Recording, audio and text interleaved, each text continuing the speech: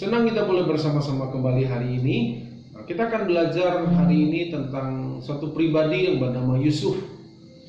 Kita tahu Yusuf adalah anak daripada Yakub, dan dia di usia 17 dia dijual kepada pedagang Midian karena iri hati dari kakak-kakaknya.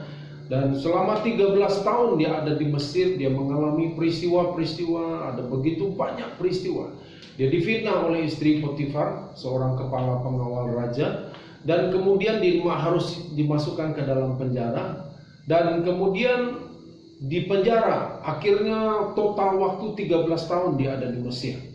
Satu kali kemudian Firaun mendapat mimpi dan tidak ada satu orang pun yang bisa mengartikan mimpi. Dan kemudian Yusuf muncul. Dia bisa mengartikan mimpi, memberikan penjelasan dengan detail. Dan waktu itu kemudian Tuhan melalui Firaun mengangkat Yusuf menjadi Perdana Menteri.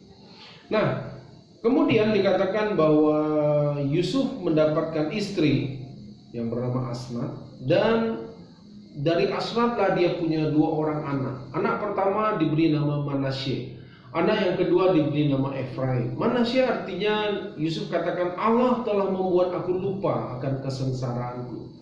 Dan Efraim dikatakan, aku mendapatkan anak di negeri kesengsaraan. Saudara, apakah betul-betul Yusuf melupakan semua peristiwa? Rasanya tidak mungkin. Kenapa?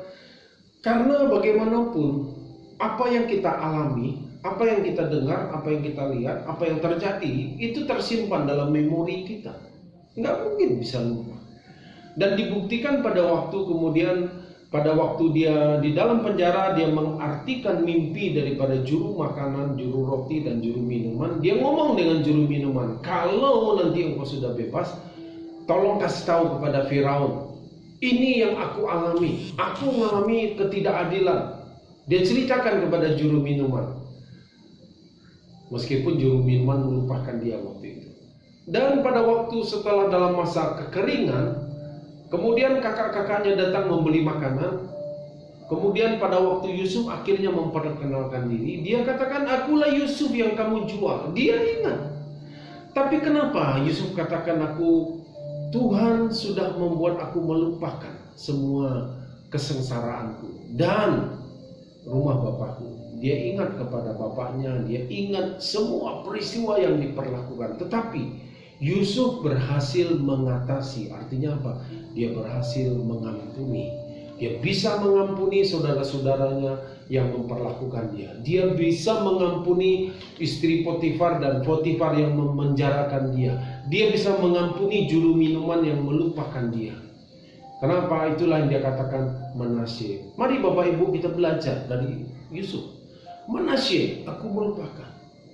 Bukan berarti melupakan segala sesuatu yang kita alami. Mungkin saudara dilukai, dikecewakan, diperlakukan tidak adil, difitnah dan sebagainya. Ada banyak peristiwa yang mereka lakukan. Mengampuni, tidak melupakan. Artinya kita ingat semua peristiwa itu, tapi kita berhasil mengatasinya. Mengampuni bukan melupakan. Mengampuni ingat, tapi tidak sakit lagi. Kenapa? Karena kita berhasil melewati dan mengatasinya. Kemudian setelah dia berhasil mengatasi kekecewaannya, dia katakan begini, karena Tuhanlah yang mengutus aku ke Mesir mendahului kalian untuk memelihara. Dia tahu, dia melihat, dia fokus kepada Tuhan. Kenapa dia bisa mengampuni? Karena fokusnya kepada Tuhan, bukan kepada dirinya. Kalau dia fokus kepada dirinya, dia akan fokus dengan kekecewaannya, dia fokus dengan kemarahannya, dia fokus dengan rasa ketidakadilan, dia difitnah dan sebagainya. Tapi dia tidak fokus kepada dirinya, dia fokus kepada Tuhan. Karena Tuhanlah yang mengizinkan ini, Tuhanlah yang melakukannya, Tuhanlah yang berbuat begini, Tuhanlah. Kalau kita fokus kepada diri kita sendiri, kita tidak akan bisa mengampuni. Tapi kalau kita fokus kepada Tuhan, maka pengampunan terbuka lebar. Sebabnya apa? Karena kita fokus kepada Tuhan. Dan hebatnya lagi, anak kedua diberi nama Efraim. Arti kata Efraim adalah double fruit atau be fruitful. Berbuah double. Kenapa Yusuf bisa katakan begini? Karena di masa-masa sulitnya dia tetap bisa jadi orang yang bisa dipercaya. Itulah buah. Saudara, di masa dia sudah mendapatkan kelimpahan, dia tetap bisa dipercaya.